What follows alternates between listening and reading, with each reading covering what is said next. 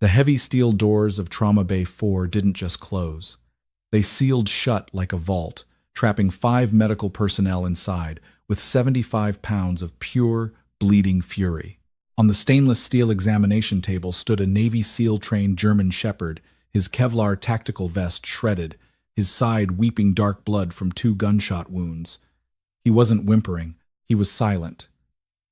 His teeth bared in a terrifying, calculating snarl. Every time a veterinarian approached with a sedative, the dog lunged, willing to die before letting a single needle touch him.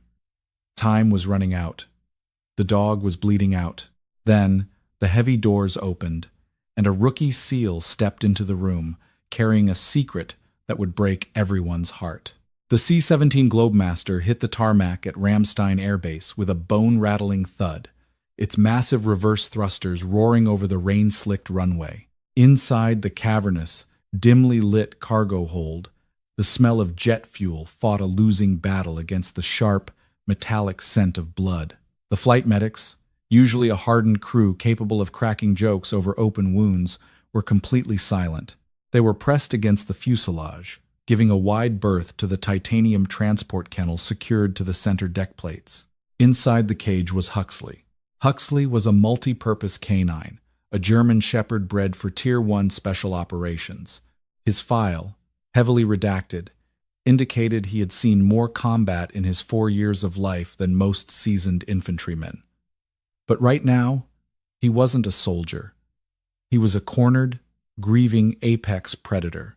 "Ramp down! Let's go! Let's go!" shouted Senior Airman Tyler Bates, his voice cracking slightly as the massive rear doors of the aircraft began to lower, revealing the gray German sky. Bates gestured for the base medical team waiting on the tarmac, but he didn't dare unlatch the kennel. During the turbulent flight out of the Al-Assad extraction point, a flight nurse had attempted to slide a bowl of water through the steel grating. Huxley had struck with the speed of a viper, his jaws snapping inches from the nurse's fingers, shattering the heavy plastic bowl against the bars. He hadn't barked. He hadn't growled. The silence of his aggression was what made it absolutely terrifying. Huxley's handler, Petty Officer First Class Logan Trent, was dead. He had been killed in a catastrophic ambush in a nameless, dust-choked valley 48 hours prior. When the Quick Reaction Force finally reached Trent's pinned-down unit, they found Huxley standing over his handler's body. The dog had taken a 7.62 millimeters round straight through his left flank, the bullet ripping through his ribcage and exiting near his hip. A secondary shrapnel wound had laid open his front right shoulder. By all medical logic, Huxley should have bled to death in the sand. Instead, he had fought off 2 enemy combatants, dragging Trent's body behind a crumbling mud brick wall, and held the perimeter. When the rescue chopper landed, Huxley refused to leave Trent.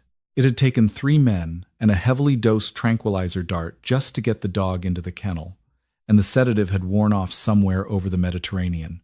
Now, the medical transport team from Ramstein's Veterinary Medical Center rushed up the ramp. Dr.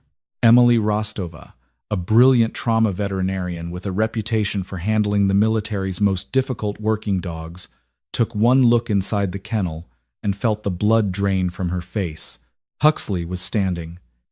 He was swaying on 3 legs, his dark eyes locked onto Emily, burning with a mix of agonizing pain and an unbreakable, instinctual mandate to defend. Blood dripped steadily from his underbelly, pooling on the metal floor of the cage. "We need to sedate him immediately," Emily yelled over the roar of the engines, pulling a pre-drawn syringe of ketamine and midazolam from her kit. "If we don't pack that flank wound in the next 10 minutes, he's going into irreversible hypovolemic shock." "Doc, you can't get near him," Bates warned, stepping back as Emily approached the cage. "He's not just scared. He's on a mission. He thinks we're the enemy." Emily ignored the warning, moving slowly to the front of the kennel. "Hey, buddy," she murmured, keeping her voice low and even. She slid her hand toward the locking mechanism. Huxley didn't growl. He simply shifted his weight, his muscles bunching under his blood-matted fur, and slammed his entire body weight against the steel door.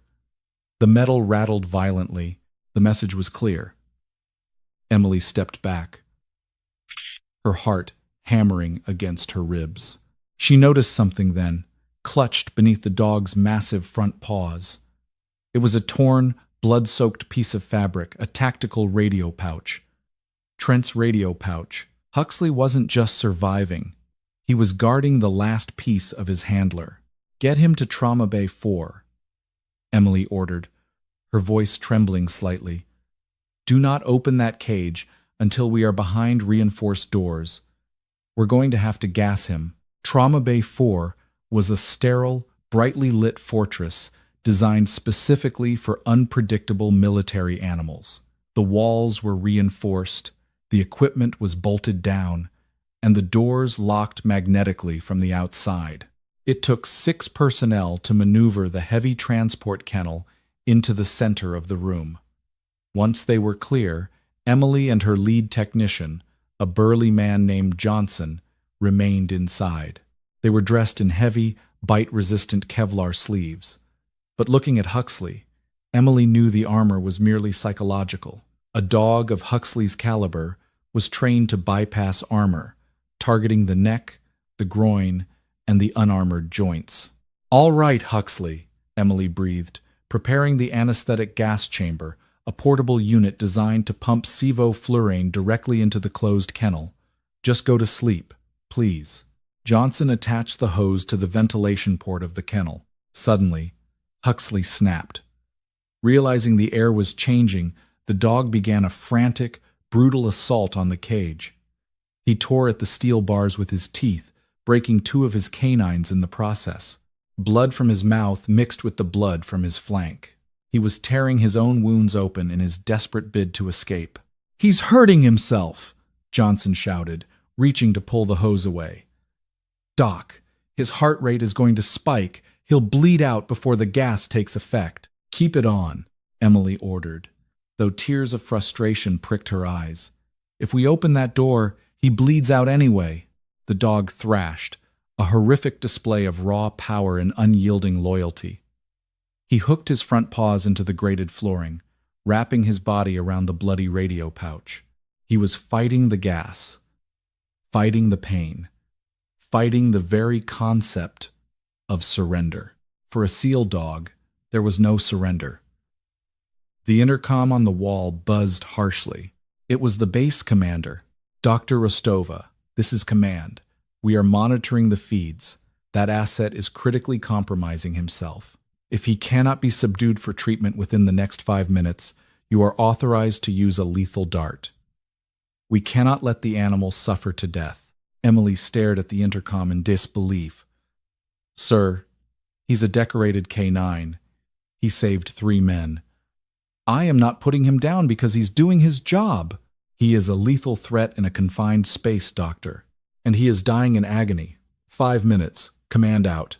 Emily looked at Johnson, who swallowed hard and slowly reached into the locked cabinet, pulling out a dart gun loaded with a lethal dose of barbiturates.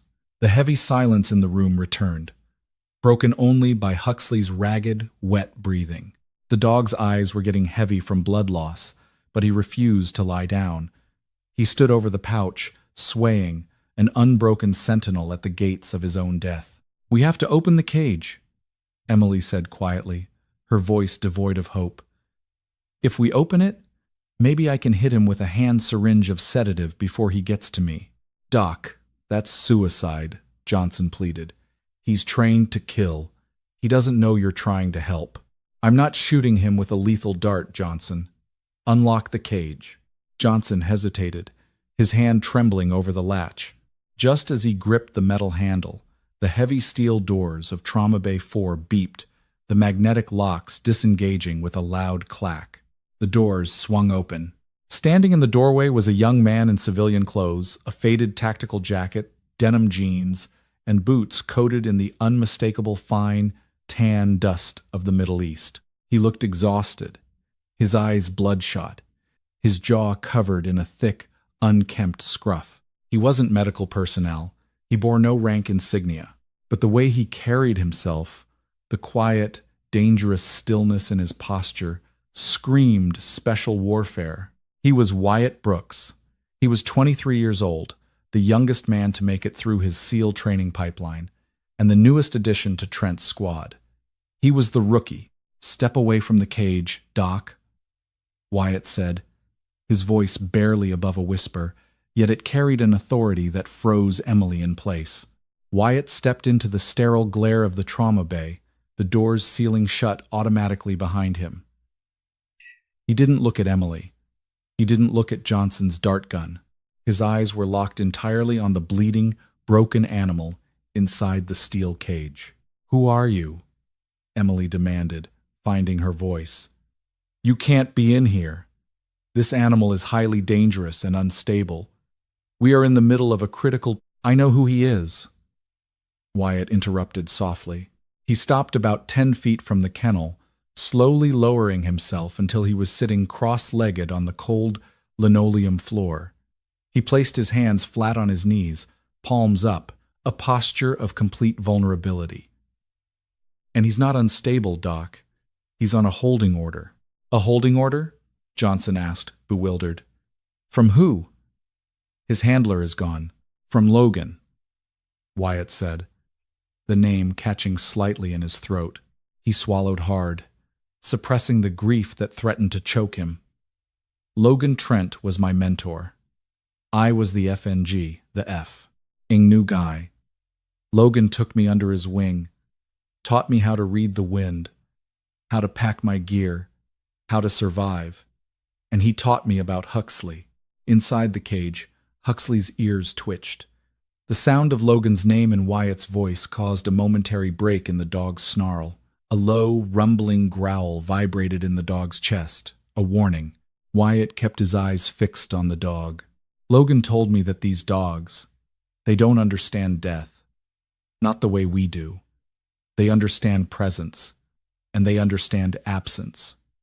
Right now, Huxley doesn't know Logan is dead. He just knows Logan told him to guard that radio pouch until he came back." Emily looked at the bloody piece of fabric beneath the dog's paws. "He's bleeding to death because he's waiting for an order to stand down? A SEAL dog doesn't quit a mission because he's hurt," Wyatt explained, his voice thick with emotion. "In the valley, when we got hit," Logan took a round to the neck. "It was fast, but before he went down, he tossed his comms pouch behind the wall. He told Huxley to hold the line." Wyatt slowly unzipped his tactical jacket. Underneath, he was wearing a worn, olive-drab t-shirt. He reached into his pocket and pulled out a heavy, metal object. It was a SEAL trident, the Golden Eagle holding an anchor, trident, and flintlock pistol. It was Logan's pin. "I was supposed to be on that rotation," Wyatt whispered, a tear finally escaping and cutting a clean line down his dusty cheek. "I got sidelined with a blown eardrum from a training op. Logan took my spot. He died in my place. Command sent me here to escort his gear back to his family in Virginia. But when I heard Huxley was here, tearing himself apart, I knew why." Wyatt began to slowly drag himself forward across the floor, inching closer to the kennel. "Stop," Emily warned, stepping forward. "He will kill you. He's already broken a medic's arm. He doesn't care that you knew his handler." "He knows my scent," Wyatt said calmly, continuing his slow slide forward.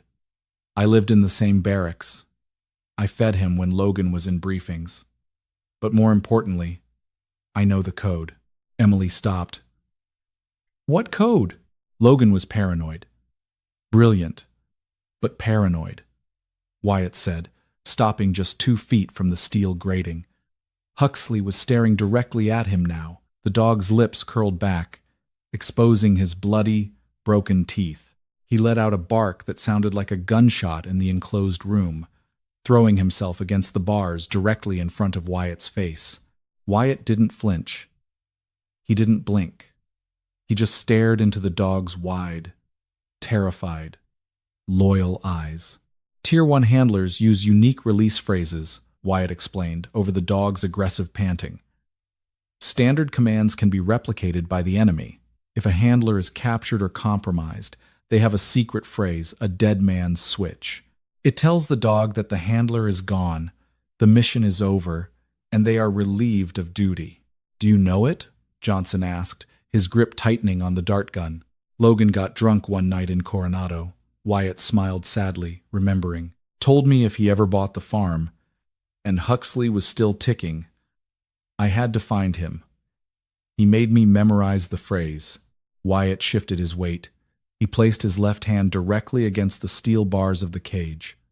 Huxley snapped at the fingers, his teeth clashing loudly against the metal just millimeters from Wyatt's flesh. Unlock the cage, Johnson, Wyatt ordered. No, Emily intervened. It's too risky. If your code doesn't work, he's going to rip your throat out before Johnson can shoot the dart. If you shoot him, you kill a hero. Wyatt looked up at the veterinarian, his eyes pleading. He's just a soldier, waiting for permission to go home. Please. Open the door. Emily stared at the young SEAL, weighing the devastating tragedy of the situation against protocol. She looked at Huxley, swaying, trembling, his life's blood staining the floor. She made her decision. Johnson, Emily said, her voice steely. Open the latch and step back. Johnson hesitated for a fraction of a second, then lunged forward, flipped the heavy steel latch, and threw the kennel door wide open, instantly backing away with his weapon raised. There was nothing between Wyatt and the 75-pound killing machine. Huxley stepped forward out of the cage. His back legs wobbled, but his front stance was wide and aggressive. He stood over the bloody radio pouch, his gaze locked onto Wyatt's neck. The dog lowered his head, the universal sign of an impending strike. The muscles in his hind legs coiled, preparing to launch. Wyatt closed his eyes, took a deep breath, and spoke in a clear, resonant voice that echoed off the tiled walls of the trauma bay. Echoes hold the line. Rest the watch. For a second, nothing happened. The world seemed to stop spinning. The hum of the fluorescent lights faded into absolute silence. Huxley froze. The dog's ears, pinned flat against his skull in aggression, slowly swiveled forward. His aggressive panting hitched, stopping in his throat. He stared at Wyatt, tilting his head slightly to the side, a gesture so profoundly innocent it broke Emily's heart. Wyatt opened his eyes and held out Logan's golden trident. Rest the watch, Huxley. Logan is gone. You held the line. You're relieved, buddy. The mission is over. The tension left the dog's body all at once, as if an invisible tether snapping. The snarl vanished from his face, replaced by a devastating look of confusion and then profound sorrow. He looked down at the bloody pouch beneath his paws, then back up at Wyatt. Huxley let out a sound, not a growl, not a bark, but a high, keening whimper that sounded entirely too human. It was the sound of a heart breaking. The massive dog's legs buckled. He didn't lunge. He simply collapsed forward, falling heavily into Wyatt's lap. Wyatt wrapped his arms around the bleeding animal, burying his face in the dog's dusty, blood-matted fur.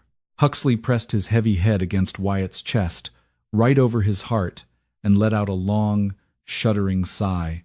I got you, Wyatt sobbed quietly, rocking the massive dog as blood soaked into his jeans. I got you, brother. You did good. You did so good. Emily didn't waste a single second. He's down! Johnson, get the gurney over here now. Prep the IV. Push the ketamine. As the medical team rushed forward, Huxley didn't fight them. He didn't snap. He kept his eyes fixed on Wyatt, his breathing shallow, finally allowing the heavy darkness of the anesthesia to pull him under, secure in the knowledge that his watch was finally over. The transition from the blood-slicked floor of Trauma Bay 4 to the blinding, sterile environment of the main surgical theater was a blur of shouted commands and the frantic squeal of gurney wheels. Wyatt Brooks didn't stay behind in the waiting area. He refused. He stood in the scrub room, separated from the operating table by a wall of thick, reinforced glass, his hands pressed flat against the cold pane. He was still covered in Huxley's blood, his t-shirt clinging to his chest, but he didn't feel the chill of the air conditioning. He only felt the heavy, rhythmic thud of his own heart, perfectly synchronized with the erratic beeping of the canine electrocardiogram monitor echoing through the intercom. Inside the theater, Dr. Emily Rostova was a conductor in a symphony of controlled chaos. Huxley lay on his right side, his massive frame dominating the stainless steel table. The moment the anesthesia had taken full effect, Johnson and a surgical nurse named Kelly had moved in with clippers, shearing away the thick, blood-matted black and tan fur. Without the fur to hide the trauma, the reality of the damage was breathtakingly brutal.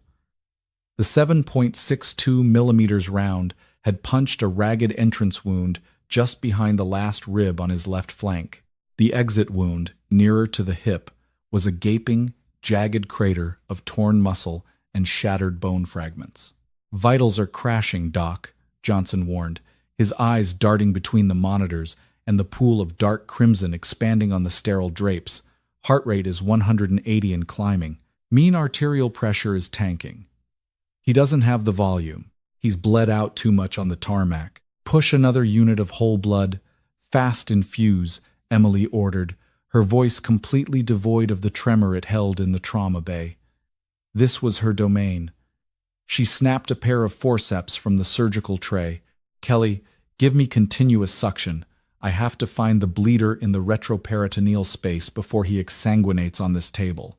Through the glass, Wyatt watched Emily plunge her gloved hands into the open wound. He closed his eyes, instantly transported back to the dust-choked hell of the Al Asad Valley. He could hear the deafening crack of the enemy PKM machine gun echoing off the mud brick walls. He could smell the cordite and the copper tang of blood. He remembered Logan Trent, his mentor, pushing him down behind a crumbling pillar just a fraction of a second before the barrage hit. "Stay low, rookie!" Logan had roared over the gunfire. "Huxley, flank."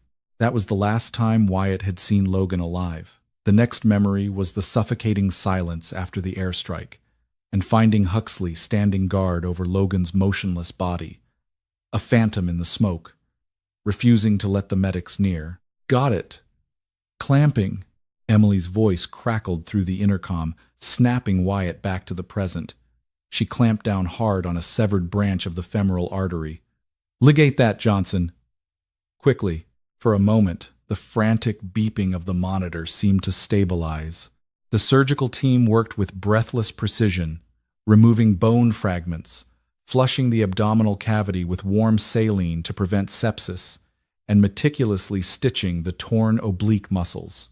They moved to the secondary wound on his front shoulder, a vicious, jagged laceration caused by a secondary explosion. Emily probed the shoulder wound with a heavy sigh. "This isn't just shrapnel. It's a piece of the mortar casing, and it's lodged deep against the brachial plexus. If I pull it wrong, he loses the use of his front right leg permanently. He'll never run again." Wyatt tapped on the glass. Emily looked up, her eyes meeting his over the top of her surgical mask. Wyatt didn't say a word. He just gave her a single, firm nod. "Do what you have to do to save his life." Emily took a deep breath, adjusted her magnifying loupes, and selected a pair of fine-tipped needle drivers. "All right, Kelly. I need absolute stillness. Do not bump this table." For 20 agonizing minutes, the room was silent, save for the hiss of the ventilator. Emily worked with microscopic precision, teasing the jagged, rusted piece of metal away from the delicate bundle of nerves that controlled the dog's massive front limb. A millimeter to the left, and she would sever a nerve root. A millimeter to the right, and she would nick the axillary artery. "Got it," she whispered, pulling the bloody shard of metal free and dropping it into a steel kidney basin with a sharp clink. "Doc!" Johnson shouted suddenly, his voice cracking with panic. The rhythmic beeping of the ECG monitor transformed into a solid, piercing, uninterrupted tone. "Flatline." "He's coding! Cardiac arrest!" Kelly screamed, lunging for the crash cart. "No, no, no, you don't," Emily roared. She abandoned her instruments, leaping onto a step stool to get leverage over the dog's massive chest. She placed the heels of her hands over Huxley's heart and began violent, rapid chest compressions. "Push epinephrine." 1 milligram, IV push. Now, outside the glass, Wyatt's knees finally gave out. He sank to the floor, pressing his forehead against the cold pain. He couldn't watch. He had survived the ambush. He had survived the flight. He had survived the terrifying standoff in the trauma bay. He could not survive watching Logan's best friend die on a metal table thousands of miles from home. "Come on, buddy," Wyatt choked out, his voice cracking into a sob. "I gave you the order. You're supposed to rest. Just breathe, please." Just breathe. Inside, Emily pumped her arms, sweat pooling on her forehead. "Come back, damn it. Come back!" Pushing a second dose of epi, Johnson yelled, plunging the syringe into the IV line. 10 seconds. 20 seconds. 30 seconds. An eternity. Suddenly, the continuous tone on the monitor broke. Beep, beep, beep. It was weak. It was thready. But it was there. Emily stopped compressions, her chest heaving as she stared at the monitor. The waveform was jagged, but stabilizing. "Sinus rhythm," she breathed, her voice trembling. "We have a pulse. Blood pressure is coming up." Kelly leaned against the counter, closing her eyes in sheer relief. Johnson let out a breath that sounded like a deflating tire. Emily looked toward the glass, seeing the young SEAL slumped on the floor. "Get him closed up, Johnson," Emily said quietly, her hands shaking as she stepped back from the table. "He's not leaving us today." 3 days later, the post-operative recovery ward of the veterinary center was quiet, save for the hum of the climate control systems. Huxley lay in a specialized, oversized recovery run, lying on a thick orthopedic mattress. He was heavily bandaged, a maze of IV lines tethering him to a bank of fluid pumps. Wyatt hadn't left the room in 72 hours. He slept on a thin, foam mat directly outside the metal grating of Huxley's run. When the dog woke up from the anesthesia on the first day, the panic had been instantaneous. The disorientation, the pain, and the unfamiliar environment had triggered a massive spike in his heart rate. But the moment Wyatt pressed his hand against the cage and spoke his name, Huxley had frozen. He had dragged his heavy, bandaged body across the mattress until his nose was pressed against the steel bars, resting exactly where Wyatt's hand lay. They had stayed like that for hours. The heavy door to the recovery ward swung open, shattering the quiet. Wyatt sat up instantly, his military conditioning snapping him from exhaustion to high alert. Walking into the room was Captain Richard Foley, the base commander, flanked by a rigid Navy logistics officer holding a clipboard. "At ease, Brooks," Captain Foley said, noting Wyatt's immediate attempt to scramble to attention. Foley looked down at the bandaged dog, his expression unreadable. "I read the surgical report. Doctor, Rostova pulled off a miracle. But we have a situation." "Situation, sir?" Wyatt asked, wiping sleep from his eyes. The logistics officer stepped forward. "Multi-purpose Canine Huxley, tag number 8842, has been officially evaluated by Naval Special Warfare Command. Given the extent of his injuries, specifically the muscular trauma to his hindquarters and the potential nerve damage in his shoulder, he is permanently unfit for active duty. He is being medically retired." "That's good news, sir," Wyatt said, a spark of hope igniting in his chest. "He deserves to go home." "You misunderstand, Petty Officer Brooks," Captain Foley interrupted, his tone chillingly bureaucratic. "Huxley is a Tier 1 asset. He has confirmed kills. He suffers from severe, documented combat trauma. Before you intervened in that trauma bay, he nearly took the arm off a flight medic and attempted to kill Dr. Rostova. Under standard operating procedure, an asset with this level of lethality and psychological instability cannot be released to the civilian sector." Wyatt felt the blood drain from his face. "What are you saying, Captain?" "I'm saying," the logistics officer continued, glancing at his clipboard, "that command has deemed him an unmitigable risk. He cannot be retrained. He cannot be housed safely in a standard kennel." The order has come down. Huxley is to be humanely euthanized tomorrow morning. The silence in the room was absolute. Even Huxley, sensing the sudden spike of adrenaline and fear in Wyatt's scent, lifted his heavy head, letting out a low, questioning whine. "No," Wyatt said. The word hung in the air, insubordinate and absolute. Foley's eyes narrowed. "Excuse me, Brooks?" "I said no, sir." Wyatt stood up, planting himself squarely between the officers and the cage. "With all due respect, you are not touching this dog." "This isn't a debate, son," Foley said, his voice hardening into a warning. "I know you've been through hell. I know you lost Trent.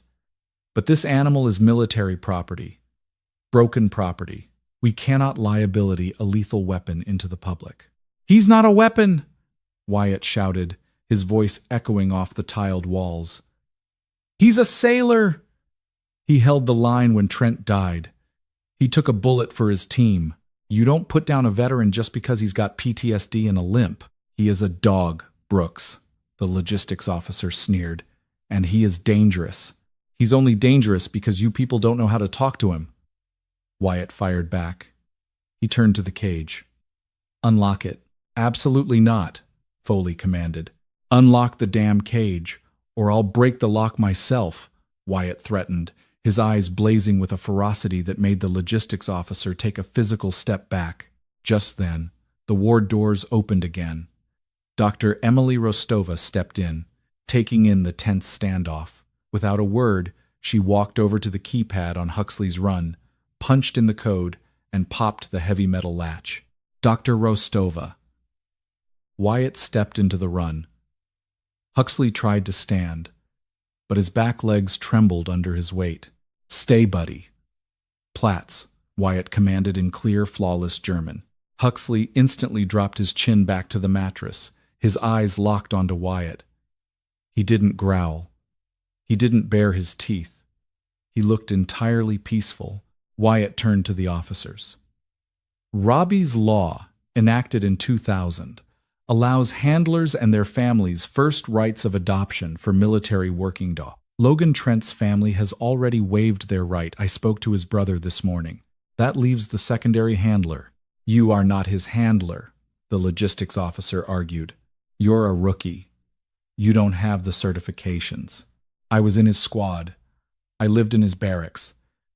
And I know his codes," Wyatt said, his voice dropping to a deadly calm. He looked directly at Captain Foley. "Sir, I am submitting a formal application for civilian adoption. I will take full legal, financial, and physical responsibility for him. I'll take him to my family's farm in Montana. He will never be a threat to anyone. But if you try to put a needle in him tomorrow, you will have to court-martial me first, because I will carry him out of this base on my back." Foley stared at the young SEAL. He saw the exhausted, haunted look in Wyatt's eyes, the look of a man who had lost too much, too fast, and was desperately trying to hold on to the one piece of his mentor that had survived the fire. Foley looked at the dog. Huxley was watching Wyatt with an intensity that transcended mere obedience. It was absolute trust. "Dr. Rostova," Foley finally said, not breaking eye contact with Wyatt, "in your professional medical opinion, is this animal a threat to society if released to Petty Officer Brooks?" Emily stepped forward. "Captain, 3 days ago, this dog was willing to tear himself to pieces rather than let a stranger touch him. Right now, Petty Officer Brooks is standing in a confined space with him, and the dog's heart rate hasn't breached 80 beats per minute. He isn't broken, sir. He was just waiting for a familiar voice to tell him the war was over. I will stake my medical license on Brooks' ability to manage him." The logistics officer opened his mouth to protest, but Foley held up a hand, silencing him. The base commander stared at the dog for a long, quiet moment, the rigid military posture softening just a fraction. "You're a pain in my ass, Brooks," Foley muttered, pulling a pen from his breast pocket. He snatched the clipboard from his logistics officer. "The paperwork for a Tier 1 asset adoption is going to be a nightmare. You will undergo regular check-ins. You will muzzle him in public, until he passes civilian behavioral tests. If he so much as growls at a mailman, they will take him, and they will take your trident. Do we understand each other? Crystal clear, sir, Wyatt said, a massive weight lifting from his shoulders. Foley signed the top sheet of the clipboard with a violent scrawl, tore it off, and shoved it into Wyatt's chest. He's yours, petty officer. Don't make me regret this. As the officers turned and marched out of the ward, Wyatt slowly sank to the floor of the kennel. He looked at the piece of paper in his hand, the official transfer of guardianship. He crumpled it gently in his fist, leaned over, and pressed his forehead against Huxley's warm, steady brow. You hear that, buddy? Wyatt whispered, his voice finally breaking with tears of relief. We're going home. We're actually going home. Huxley let out a long, contented sigh, closing his eyes, and rested his head heavily against the young SEAL's chest. The storm was finally over. The journey from the sterile confines of Ramstein Air Base to the sprawling, silent expanse of Montana was not a triumphant return. It was a grueling, white-knuckle crawl through the purgatory of survival. Because of Huxley's fragile medical state and volatile psychological condition, commercial air travel was entirely out of the question. Even a military transport back to Dover Air Force Base required Wyatt Brooks to sign a stack of waivers thicker than his deployment dossier. For the entire 12-hour flight across the Atlantic, Wyatt sat on the freezing, vibrating aluminum deck of the C-17's cargo hold, his back braced against Huxley's reinforced titanium crate. The dog was heavily medicated on a cocktail of gabapentin and trazodone, his breathing a shallow, ragged rasp over the roar of the jet engines. Every time the aircraft hit a pocket of turbulence, Huxley would whimper, a sound so desperately out of character for a Tier 1 Special Operations canine that it made Wyatt's chest physically ache. When they finally touched down on American soil, Wyatt didn't head for a processing center. He cashed out his accumulated hazard pay, bought an old, heavily depreciated Chevy Suburban with tinted windows, and ripped out the back seats to create a makeshift medical transport bed. He layered it with orthopedic memory foam, waterproof tarps, and moving blankets. Their cross-country drive began in silence. For the first 2 days, as they crossed the concrete arteries of the Midwest, Huxley barely moved. He lay on his right side, his heavily bandaged left flank rising and falling rhythmically. His eyes were open, but they were vacant, the 1,000-yard stare of a soldier who had left his soul in a dust-choked valley thousands of miles away. Wyatt wasn't much better. The adrenaline that had fueled his defiance against command in Germany had completely evaporated, leaving behind a toxic sludge of exhaustion and survivor's guilt. He drove with a white-knuckled grip on the steering wheel, his jaw clenched so tight his teeth ached, haunted by the phantom echoes of gunfire every time a semi-truck hit a rumble strip. The fragile illusion of peace, shattered somewhere outside of Sioux Falls, South Dakota. It was dusk, the sky bruising into a violent mix of deep purple and sickly yellow. The air grew heavy, thick with the metallic scent of ozone. Wyatt had been watching the radar on his phone, hoping to skirt the edge of a massive supercell thunderstorm. But the system shifted abruptly. The first crack of thunder didn't roll. It detonated. It was a concussive, ear-splitting boom that shook the heavy frame of the Suburban. In the back, Huxley went from a heavily sedated stupor to absolute, terrifying combat readiness in a fraction of a second. The thunder wasn't weather to him. It was a mortar strike. It was the ambush in Al-Assad all over again. Huxley scrambled to his feet, ignoring the agonizing pain that must have flared through his healing flank and shoulder. He let out a primal, deafening bark, his jaws snapping wildly at the empty air. He slammed his body against the reinforced window of the Suburban, his claws tearing desperately at the heavy fabric of the roofliner. He was looking for the enemy. He was looking for his handler. Huxley, stand down, Platz. Wyatt shouted over the torrential rain that had suddenly begun to hammer the roof like automatic weapons fire. The dog didn't hear him. The training, the release codes, The bond they had formed in the trauma bay, all of it was instantly overridden by the blind, panicked instinct of a war dog caught in a flashback. Huxley spun around, his teeth catching the heavy, moving blanket, ripping it to shreds in a display of raw, uncontrolled violence. Blood began to seep through the thick white bandages on his left side. He was tearing his own stitches. Damn it! Wyatt slammed on the brakes, pulling the heavy vehicle onto the muddy shoulder of the desolate interstate. He threw the truck into park and unbuckled his seatbelt. He knew the risks. Climbing into a confined space with a 75-pound, panicked, lethal weapon was practically suicide, but watching Huxley bleed out on the floor of a Chevy was not an option. Wyatt climbed over the center console, keeping his center of gravity low. Huxley! It's me. Echoes hold the line. Rest the watch. Huxley! Look at me! Another deafening crack of thunder shook the truck. Huxley lunged forward, not attacking Wyatt, but trying to push past him to get to the front windshield. In the confined space, the dog's heavy skull collided with Wyatt's face, splitting his lip instantly. Wyatt tasted copper, but he didn't retreat. Instead of fighting the dog, Wyatt tackled him. He threw his arms around Huxley's thick neck, burying his face into the dog's uninjured shoulder, and pulled the massive animal down onto the memory foam mattress. Huxley thrashed violently, a low, guttural snarl vibrating in his chest. His jaws snapped inches from Wyatt's ear, but Wyatt didn't let go. He clamped his eyes shut, pinning the dog with his own body weight, absorbing the frantic, terrifying energy. "You're okay," Wyatt chanted, his voice breaking, tears mixing with the blood on his mouth. "You're safe. The mission is over.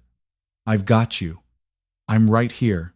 For 5 agonizing minutes, the storm raged outside, and the battle raged inside the truck. But slowly, the physical pressure of Wyatt's embrace began to break through the dog's panic. The thrashing weakened into violent trembling.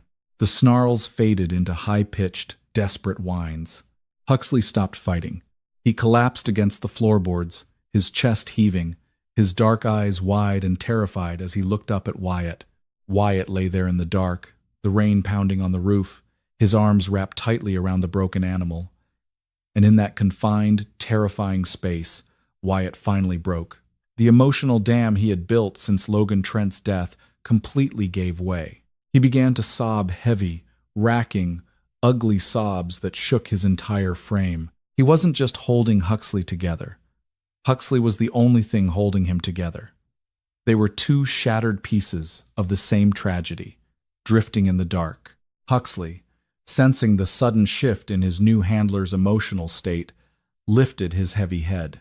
The dog gently nudged his wet nose against Wyatt's cheek, letting out a soft, questioning breath before resting his chin heavily over Wyatt's racing heart. They stayed like that for hours, huddled together on the side of the highway, waiting for the storm to pass. The Brooks family farm sat in the shadow of the Absaroka Range in Paradise Valley, Montana. It was 300 acres of sprawling, emerald-green pasture bordered by jagged, snow-capped peaks. It was the quietest place on earth.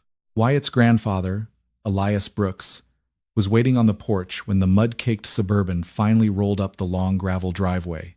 Elias was a Vietnam veteran, a former Marine Force recon scout who had traded his rifle for a tractor 40 years ago. He knew the look of a soldier coming home from a war that had taken too much. When Wyatt opened the rear door of the SUV and gently helped Huxley down a customized ramp, Elias didn't rush forward. He stood perfectly still, his weathered face completely unreadable. He took in the young man's hollow eyes and the dog's severe limp and heavy bandages. "He looks like hell, Wyatt," Elias said gruffly, descending the porch steps slowly. "We both do, Grandpa," Wyatt replied, his voice raspy from days of silence. Elias stopped a few feet away, extending a calloused hand, palm up. He didn't look at the dog's eyes. He looked at his chest. Huxley sniffed the hand cautiously, his ears twitching, before giving a single, dismissive snort and leaning his heavy frame against Wyatt's leg. "He's loyal. That's good," Elias muttered, finally looking at Wyatt. But he's a working dog with no work. A soldier with no war. You can't just let him sleep on a rug, son. He'll rot from the inside out. You have to give him a new mission. The next 2 months were a crucible of pain, frustration, and microscopic victories. The physical therapy was agonizing. The nerve damage in Huxley's front right shoulder made his leg unpredictable. Sometimes it supported his massive weight, and sometimes it simply buckled, sending the proud animal crashing into the dirt. Every time he fell, Huxley would let out a sound of intense frustration, occasionally snapping at his own lifeless limb. Wyatt hired a local veterinarian, Dr. Tobias Reed, to visit the farm weekly. Reed was amazed at the surgical work done in Germany, but blunt about the reality.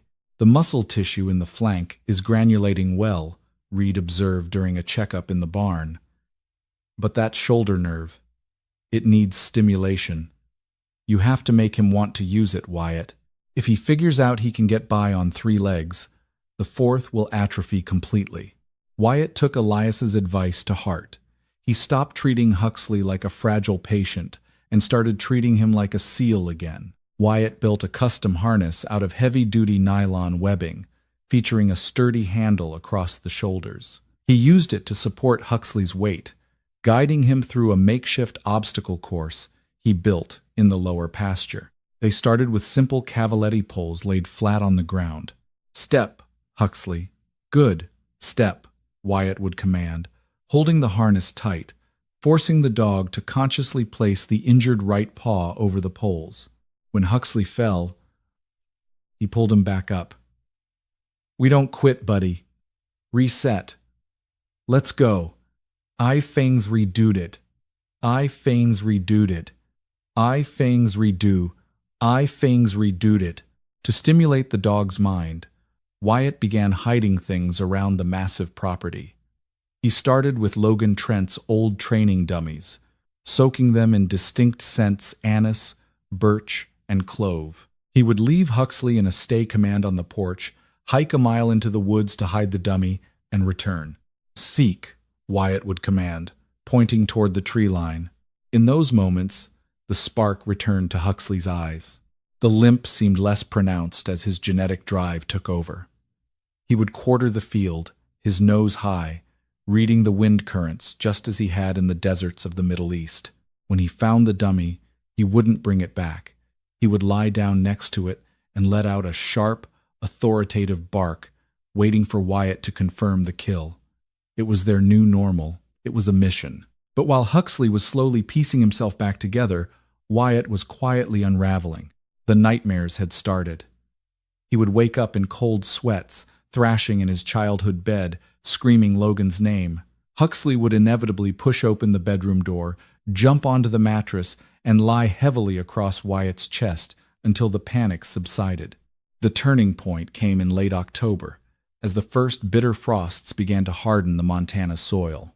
A heavy, dust-covered cardboard box arrived via courier, bearing the seal of Naval Special Warfare Command. It was Logan Trent's personal effects. The Navy had finally processed his locker at Coronado. Because Trent's family had refused to accept the gear, the grief too raw, the memories too painful, the Navy, in a rare bureaucratic anomaly, had forwarded it to the man listed as his secondary emergency contact, Wyatt Brooks.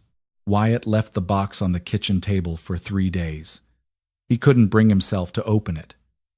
Finally, on a night when the wind was howling down the valley, rattling the window panes of the old farmhouse, Wyatt took a utility knife and sliced the tape. Huxley sat perfectly still by his side, his ears perked, recognizing the scent radiating from the cardboard.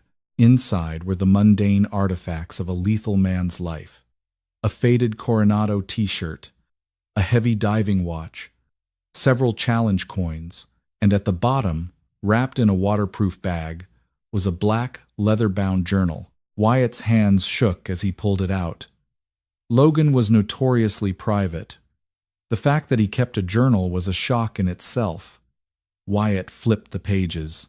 They were filled with tactical diagrams, workout routines, and brief, stoic observations about deployments. Then, he reached the last filled pages, dated just 2 weeks before the ambush in Al-Assad. Wyatt began to read, the neat, blocky handwriting swimming in his vision. August 14th. The tremors in my left hand are getting worse. The base doc thinks it's early onset neurological. Maybe ALS. Maybe heavy metal poisoning from the breacher charges. Doesn't matter. They're going to ground me. They're going to take my trident and stick me behind a desk in Virginia until my body shuts down. I won't do it. I will not die in a hospital bed attached to a machine. Command is looking for volunteers for the quick reaction force rotation in Al-Assad. Brooks is supposed to go, but the kid blew his eardrum. I'm pulling rank and taking his slot. Wyatt stopped breathing. The air in the kitchen suddenly felt impossibly thin. Logan hadn't just stepped in to do a favor for a rookie. He had orchestrated his own final deployment. He went looking for a warrior's death. Wyatt swallowed hard and read the final paragraph, penned the night before they shipped out. If I don't come back, I'm leaving Huxley with Brooks. The kid thinks he's not ready, but he has the quiet in him. The dog feels it. Huxley won't survive with a heavy-handed handler, and he won't survive retirement. He needs someone who understands that sometimes you just have to sit in the dark and hold the line. Brooks is the only one I trust to carry my ghost. Tell the kid to stop apologizing for living. That's an order. The journal slipped from Wyatt's hands, hitting the oak table with a heavy thud. The suffocating, crushing weight of survivor's guilt, the belief that he had stolen Logan's life, that he was walking around on borrowed time that didn't belong to him, suddenly shattered. It wasn't an accident. It wasn't a twist of cruel fate. It was a gift. Logan had chosen his own exit, and in doing so, he had deliberately entrusted Wyatt with his most prized possession. Wyatt slid out of the kitchen chair, dropping to his knees on the hardwood floor. He buried his face in his hands, letting out a sound that was half laugh, half sob. Huxley stepped forward, his claws clicking softly on the floorboards. The dog didn't whine. He stepped directly into Wyatt's space, pressing his broad chest firmly against Wyatt's forehead. Wyatt reached up, wrapping his arms around the dog's thick neck, burying his fingers deep into the fur that had finally grown back over the terrible scars. He chose us, buddy, Wyatt whispered, the tears flowing freely, washing away months of toxic grief. He told us to live. Huxley let out a deep, rumbling sigh, a sound of absolute contentment. The ghosts hadn't vanished from the big sky, but they were no longer haunting the farmhouse. They were standing guard. The war was finally, truly, over. Winter did not arrive in Paradise Valley. It invaded. By late December, the Absaroka Range was buried under 5 feet of snow, and the temperature plummeted to a bone-cracking 20 below zero. The world was reduced to blinding white and suffocating silence. For Wyatt, Brooks, and Huxley, the brutal weather was a strange kind of sanctuary. The isolation forced them into a tight, daily routine of survival and rehabilitation. Huxley's right shoulder had developed thick, corded muscle to compensate for the nerve damage. He still walked with a pronounced limp, but the crippling falls had stopped. He was regaining his balance, and more importantly, his pride. The true test of their forged bond came on the eve of the new year. A localized squall had dumped an unexpected 18 inches of powder over the valley in less than 3 hours. Wyatt was in the barn, breaking the ice over the horses' water troughs, when his grandfather's emergency scanner crackled to life with a frantic transmission. Dispatch. This is Sheriff Meyer. We have a code 3 out near the old logging trails on Emigrant Peak. John Dawson's 9-year-old boy, Cody, never made it back from checking the trap lines. We've got 0 visibility and the wind chill is dropping. Search and rescue choppers are grounded. Wyatt froze, the heavy iron spud bar slipping from his gloves. The logging trails were a treacherous maze of deadfalls and steep ravines. In this weather, a 9-year-old boy wouldn't last the night. Hypothermia would claim him in hours. Wyatt sprinted to the farmhouse, his boots slipping on the icy porch. Huxley was already waiting by the door, sensing the sudden spike in Wyatt's adrenaline. The dog's ears were pinned forward, his posture shifting instantly from a dormant farm dog to an alert, tactical asset. "Gear up, buddy," Wyatt commanded sharply. He strapped Huxley into a heavy, insulated K9 tactical vest, equipping it with chemical heat packs and a strobe light. Wyatt threw on his own winter survival gear, grabbed his medical kit, and loaded his snowmobile. When they arrived at the Dawson Ranch, the scene was chaotic.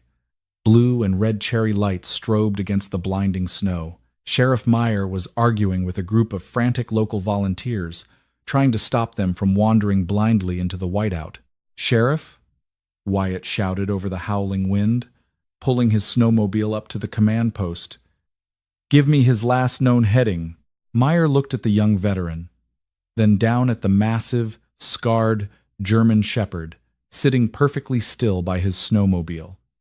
"Brooks, it's a suicide mission up there. The dogs from the county unit are completely nose-blind in this wind. The snow is burying the scent faster than they can track." "Huxley isn't a county dog," Wyatt said, his voice hard, carrying the unmistakable authority of a Tier 1 operator. "He's trained to track through desert sandstorms and explosive residue. He tracks ground disturbance and crushed vegetation, not just airborne scent. Give me a piece of the kid's clothing." John Dawson, his face pale with terror, shoved a small, worn woolen mitten into Wyatt's hands. Please find my boy." Wyatt knelt in the snow, bringing the mitten to Huxley's nose. "Get the scent." Deep breath. Huxley inhaled sharply, his dark eyes locking onto Wyatt's. "Seek. Huxley." Huxley didn't hesitate. He plunged into the knee-deep snow, his massive chest plowing a trench as he headed straight toward the tree line. Wyatt followed, his snowshoes crunching rhythmically against the powder. For 2 hours, they navigated the brutal terrain. The wind screamed through the pines, dropping branches like artillery shells. Huxley's bad leg began to tremble from the sheer physical exertion of fighting the snowdrifts, but he refused to stop. He was quartering the area with ruthless military precision, his nose buried deep in the snow, filtering out the overwhelming smell of pine and ozone to find the faint, fading trace of a terrified child. Suddenly, Huxley stopped at the edge of a steep, snow-covered ravine. He dropped onto his belly, perfectly still. His nose pointed toward a massive, uprooted pine tree at the bottom of the gorge. It was the SEAL tactical signal for a located target. Wyatt unclipped his safety line, anchored it to a sturdy oak, and rappelled down the slick, icy slope. Underneath the tangled roots of the fallen pine, tucked into a small, terrifyingly dark cavity, was Cody Dawson. The boy was unresponsive, his lips blue, his shivering having completely stopped the final, deadly stage of hypothermia. "Huxley, down!" Wyatt yelled. "Down." The dog slid down the embankment, his heavy body crashing into the snow beside Wyatt.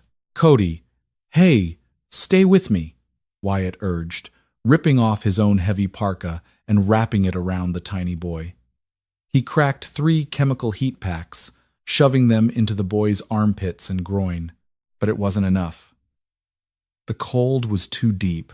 Wyatt looked at Huxley. "Warm him, buddy. Close in." Huxley understood. The 75-pound canine curled his massive, heat-radiating body completely around the freezing child, pressing his thick fur directly against Cody's chest. Huxley laid his heavy head across the boy's neck, creating a living, breathing thermal blanket. Wyatt keyed his heavy-duty radio. "Sheriff Meyer, this is Brooks. I have the boy. I need a basket and a winch team, right now." While they waited, Wyatt huddled over both of them, shielding them from the biting wind. He watched Huxley, the dog who had once torn open his own wounds in a blind, violent panic, now perfectly still, whining softly, using every ounce of his body heat to keep a stranger alive. Huxley wasn't just a weapon of war anymore. He was a guardian, By the time the rescue team arrived, Cody's shivering had restarted a painful, beautiful sign that his core temperature was rising. When they strapped the boy into the rescue basket, Cody weakly reached out a frozen hand, tangling his fingers in Huxley's collar. "Good boy," the child whispered. Huxley licked the boy's cold cheek once, then stepped back, returning to Wyatt's side. The mission was accomplished. Spring thawed the Paradise Valley, turning the white wasteland into a brilliant, blooming canvas of wildflowers. The story of the rescue had spread through the county like wildfire. Huxley was no longer the mysterious, scarred war dog living on the Brooks farm. He was a local legend. When Wyatt drove into town for supplies, people didn't cross the street to avoid the intimidating animal. Instead, the local butcher saved prime marrow bones for him, and children waved from the sidewalks. But true closure had remained elusive until a thick, cream-colored envelope arrived in the mail in late May. It was an official invitation from Naval Special Warfare Command. A memorial wall was being dedicated at the Naval Amphibious Base in Coronado, California, honoring the multi-purpose canines and handlers lost in the global war on terror. Logan Trent's name was going to be etched into the black granite. Wyatt packed the Suburban, and for the first time in months, they drove out of the valley. The journey west was nothing like the nightmare trip east. Huxley sat upright in the passenger seat, his head out the window, catching the warm desert winds of Nevada and the salty air of the Pacific coast. The ghosts of the Al-Assad Valley had finally been left behind in the Montana snow. When they pulled through the heavily guarded gates of NAB Coronado, Wyatt felt a strange tightening in his chest. This was where he had trained. This was where he had met Logan. This was where the nightmare had begun. Wyatt stepped out of the truck, dressed in a crisp, dark civilian suit, his golden seal trident pinned to his lapel. Huxley stepped out beside him, wearing a simple, polished leather collar. The dog's coat was thick and shining. His scars faded into pale lines beneath the fur. As they walked toward the Memorial Plaza overlooking the Pacific Ocean, Wyatt noticed a familiar figure standing near the podium. It was Captain Foley, the base commander from Ramstein, now wearing the stars of an admiral. Foley turned, his eyes narrowing slightly as he recognized the young petty officer. Then he looked down at the dog. Foley's rigid posture faltered. He remembered the bleeding, terrifying beast tearing at a steel cage in Germany. The animal standing before him now was calm, disciplined, and radiating a quiet, absolute dignity. "Brooks," Foley said, his voice softer than Wyatt remembered. "I see you kept your promise." "Yes, sir," Wyatt replied, his hand resting gently on Huxley's head. "He's a good sailor." Foley nodded slowly, a rare smile touching the corners of his mouth. "He looks like he found his peace. I'm glad you proved me wrong, son." The ceremony was brief, echoing with the sharp report of a 21-gun salute and the mournful wail of taps playing over the crash of the ocean waves. When the crowd dispersed, Wyatt and Huxley walked alone to the polished black granite wall. Wyatt found the name instantly. Petty Officer First Class Logan Trent. SEAL Team Bravo. Wyatt reached out, tracing the deeply etched letters with a trembling finger. He didn't cry. The tears had all been spent in the darkness of a freezing truck and on the hardwood floor of a farmhouse. He just felt an overwhelming sense of profound gratitude. "We made it, Logan," Wyatt whispered to the stone. "We held the line." Huxley stepped forward. The massive dog lifted his nose, taking in the scent of the ocean salt and the polished stone. He let out a soft, low huff of breath, and then, without any command from Wyatt, Huxley sat tall and perfectly straight in front of Logan's name. It wasn't a military drill. It was a silent, unbreakable salute from one warrior to another. Years later, the sandy dunes of Coronado Beach caught the golden hues of the setting sun. Wyatt Brooks, now a seasoned chief petty officer, working as a tactical instructor, walked slowly along the waterline. Beside him, walking with a pronounced limp but a proud, unbroken spirit, was a gray-muzzled German shepherd. Huxley had survived the surgery, the bureaucratic attempts to retire him as military surplus, and the grueling months of physical therapy in the snowy mountains of Montana. He carried the scars of Al-Assad, just as Wyatt carried the invisible scars of losing his mentor, but they carried them together. When Wyatt threw a worn tennis ball into the surf, Huxley didn't hesitate, plunging into the crashing waves to retrieve it. He was no longer a weapon of war, no longer a frantic sentinel waiting for a ghost. He was simply a dog, deeply loved and entirely safe, living the life